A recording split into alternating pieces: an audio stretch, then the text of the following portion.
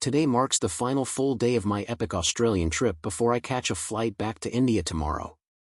The itinerary includes visiting Tasman Arch, Cliffs Lookout Point, and Devil's Kitchen within Tasman National Park, followed by a visit to the Port Arthur Historic Site, and finally, a trek to the Mount Brown summit.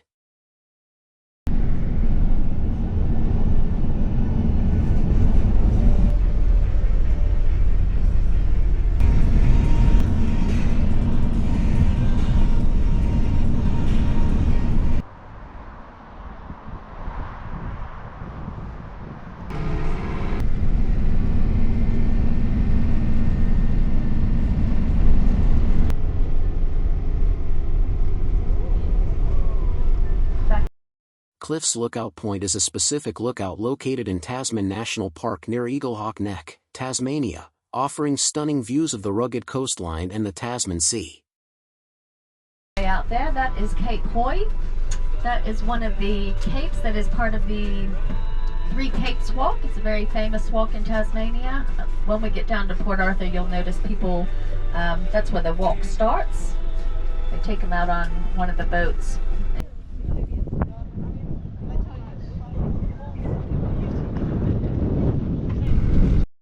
We then checked out Tasman Arch, a spectacular natural rock bridge located nearby.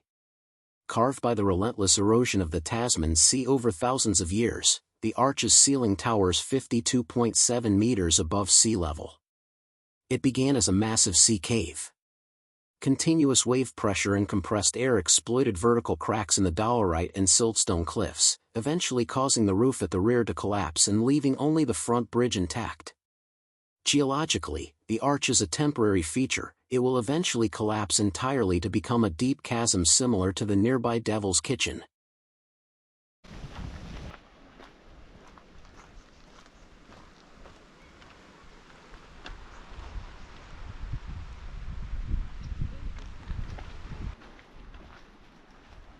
Artist fishing.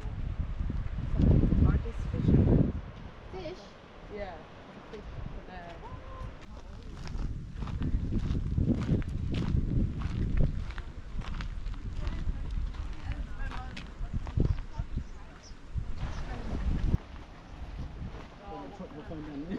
Yeah, that's what I did.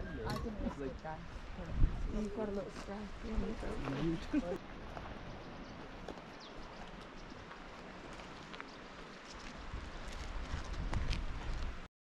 This is Devil's Kitchen, named by early sailors who thought the surging waves and echoing roar looked and sounded like a huge, boiling cauldron.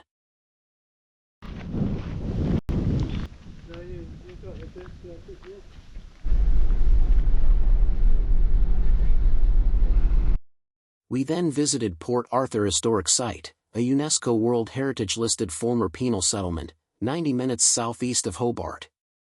It is known as Australia's most intact and evocative convict site. It brings early Australian colonial history to life across more than 40 hectares of dramatic ruins and restored buildings. On arrival, visitors are often given a playing card that assigns them a specific convict identity to follow throughout their visit.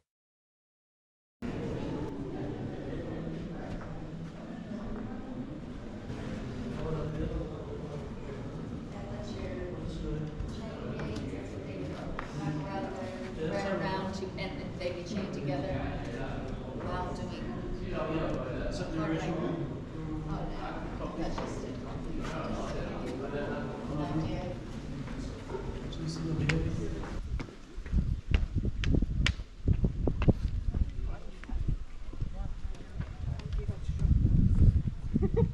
Yeah, I need a few minutes.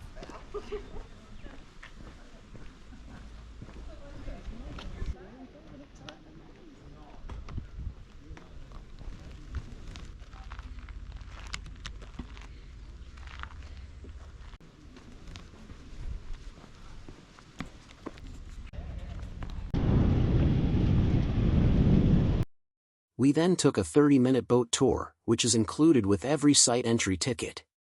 The cruise provides a unique, water-based perspective of the historic ruins and the beautiful, tranquil setting of the harbor, offering onboard narration that brings the history to life. It takes visitors around Carnarvon Bay, passing the Isle of the Dead Cemetery, the site of the Point Pure Boys Prison, the historic dockyards, and the rugged coastline of the Tasman National Park. From the larger industrial towns of Great Britain, but the majority seem to have come from London and the London districts, and they were the art.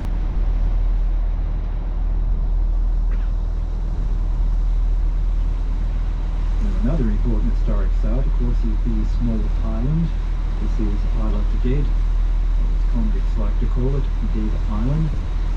We were certainly in possession of a less romantic view than the authorities of this. Around the greater part of the harbour, now towards the mouth of the harbour, access to Port Arthur and Western Square.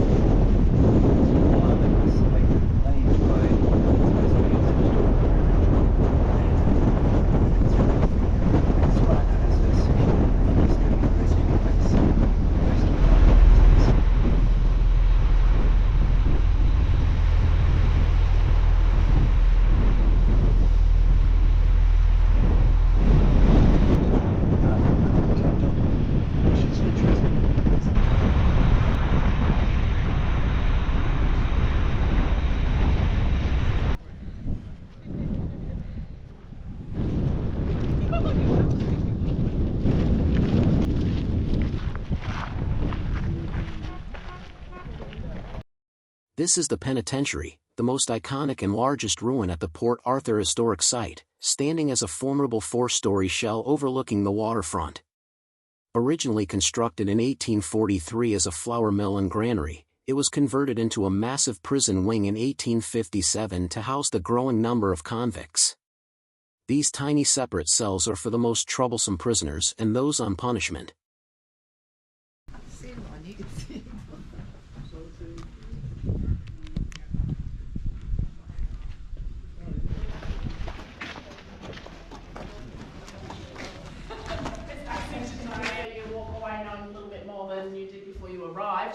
I'm in here just to show you some pictures really. This was a watchman's house, both of these spaces, but we've got... Okay, so in 1830, the very first convicts and soldiers arrived on this site. They were setting up a timber getting camp. First thing you've got to do when you arrive anywhere is you've got to build something to sleep in that night. Now the convicts, as you would know, built everything on this site prior to 1877, and that includes all the paths you're walking on today, all the fences and the buildings. So what they did for themselves to begin with, because this was all bush, they just chopped down some trees, built some little round huts for themselves, and then they put up a triangle. Does anyone know what the triangle was for? That's all, gee, the people that know, the women. Yes. Because when you've got a convict, you need some way of punishing them. And the other thing they did was they put in a vegetable patch. For the officers that came with, the soldiers that came with them, they bought flat pack weatherboard little cottages which they set up for them. Now, this went along all right till 1833. In 1833 was when we first became a secondary punishment station. The numbers started to increase. But Lieutenant Governor George Arthur, you all have heard of him, Port Arthur is named after him. He decided that gardening was a privilege. Now, you're all convicts, which means you're all property of the government, which means you don't deserve privileges. So he confiscated their gardens. He gave Charles O'Hara Booth, the Commandant at the time, huge headaches because we had several outbreaks of scurvy. You know everything. Yes, the women, like scurvy. So the Commandant then overrode him and reinstated vegetable gardens. Now, these convicts stayed in these little round huts until 1834. By that time, the numbers had increased and they needed something a little bigger. They built a barracks-style accommodation down the bottom of Champ Road. On the left-hand side at the crossroads, you'll see a green mound. That's where the barracks was. Now, this was against what the idea was, because they were reforming convicts at the same time as punishing them here at Port Arthur. This was a new idea at the time. Segregation, separation and classification was a very big part of this, but we know this hadn't come into play because they still had murderers and rapists sleeping beside pickpockets. Fast forward to 1840 and we've got a population of 2,000 people here. This is the second largest settlement in the island, right? Now that's 6,000 meals a day. What is a staple food that they were eating back then that we still eat today for breakfast and lunch? Bread. God, you're on fire, guys. Anyway, another headache the Commandant had was getting enough supplies. Enough flour for 6,000 meals a day, that's quite a lot, and it wasn't happening. So someone came up with the brilliant idea of let's grind our own grain and make our own flour. So the building you're standing in now, this famous penitentiary, it actually started life as a flour mill and a granary. There are over 900,000 bricks in this building, ladies and gentlemen, and they were all made by convicts, quarried, killed. It's quite an achievement. Round the corner there, they had a water wheel to run the mill, and it was 35 foot high. You need a lot of water to keep a water wheel going. Now we know Tasmania's wet. You've all probably experienced the rain here, particularly on the west coast. But the climate's very different even on the peninsula, one side to the other, all right? We're very Mediterranean climate here. We don't get a lot of rain. We didn't have enough fresh water for the 2,000 people plus to keep this going. So they were very innovative back then. They came up with the very first convict-driven treadmill. Doesn't that sound like fun? Okay, it's not the treadmill in the gym, I can promise you this. These men had to keep that wheel turning. This was used as a punishment. It was that brutal, the men could only be on for 15 minutes and then off for 15 minutes. You got tired really quick. In the restaurant last night. No, we're back up in this restaurant.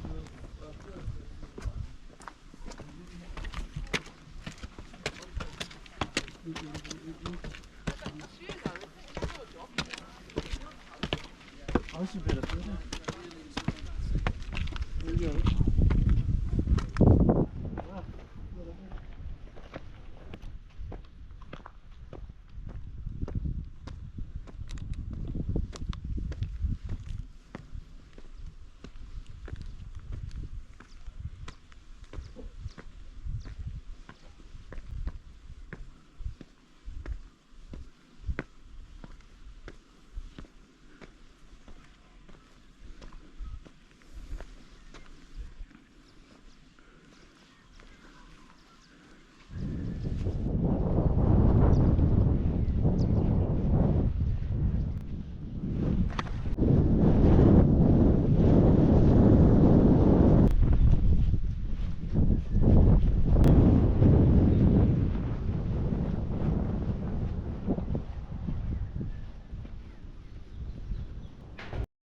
This is insides of Smith O'Brien's cottage, a historic residence located at the Port Arthur Historic Site.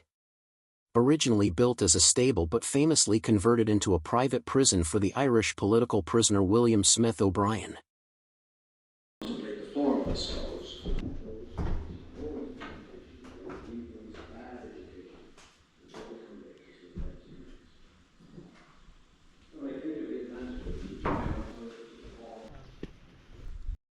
This is the Law Courts, built in 1846, were a central part of the settlement's judicial and administrative infrastructure.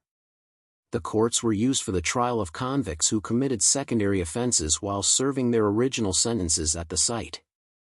They also served the legal needs of the free settlers, military personnel, and their families living in the settlement.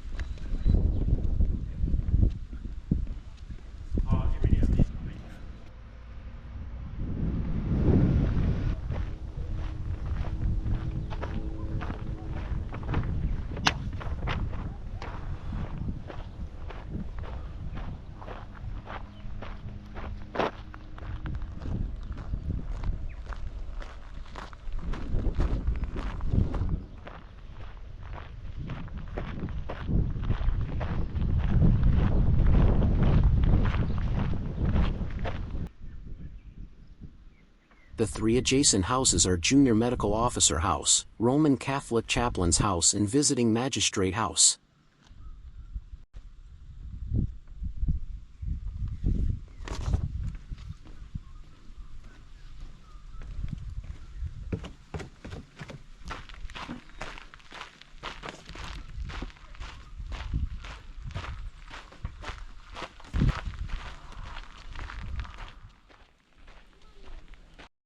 This is the Commandant's house. It was undergoing renovation at the time. It is one of the most prominent historic buildings at the Port Arthur Historic Site. Perched on elevated ground overlooking the harbor and the main convict settlement, it served as the official residence for the settlement's most senior officer and his family, symbolizing their status and power. In 1833, the house began as a modest, 4-room timber cottage built for Commandant Charles O'Hara Booth. Over the decades, each successive commandant added rooms, kitchens, and servants' quarters to suit their family's needs, resulting in a unique, layered architectural style.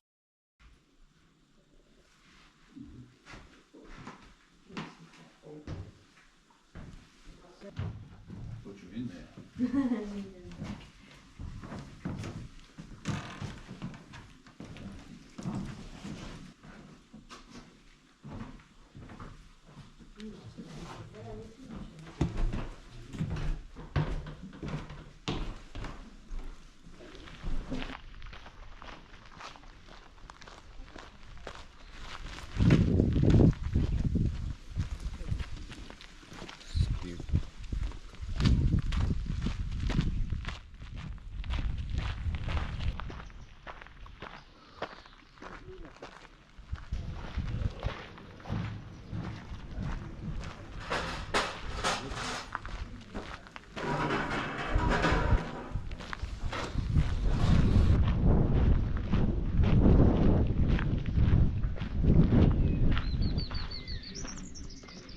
He will also be warned against any stopping of the ventilating apertures required to observe.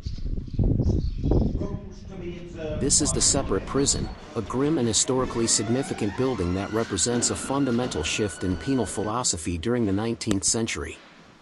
Built in 1848, it was the first prison in the British Empire to be entirely based on the silent system, moving punishment from physical labor to psychological reform through isolation. Convicts spent almost all their time alone in small, individual cells, 7 feet by 4 feet. They were forbidden from speaking to or even seeing one another.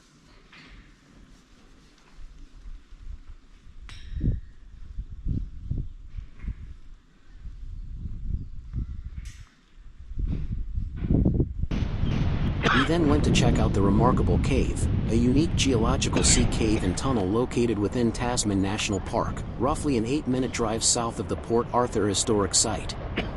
It is famous for a specific phenomenon. When viewed from its lower viewing platform, the opening of the cave perfectly frames the ocean in the distinct shape of the map of Tasmania.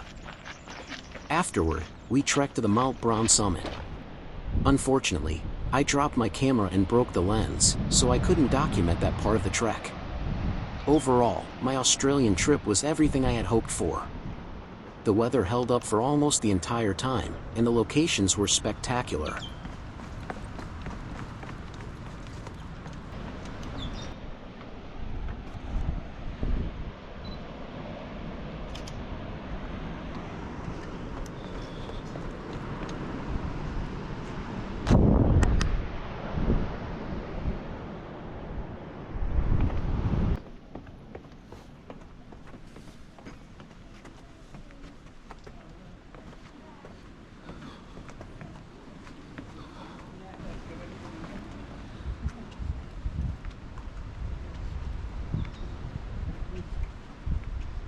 Oh, can you take one?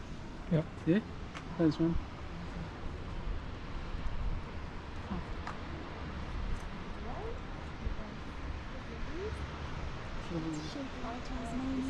Every time I say I'll leave my phone behind. I will definitely, I think, stay. Yeah. Yeah. You still have to go up, I know. remember.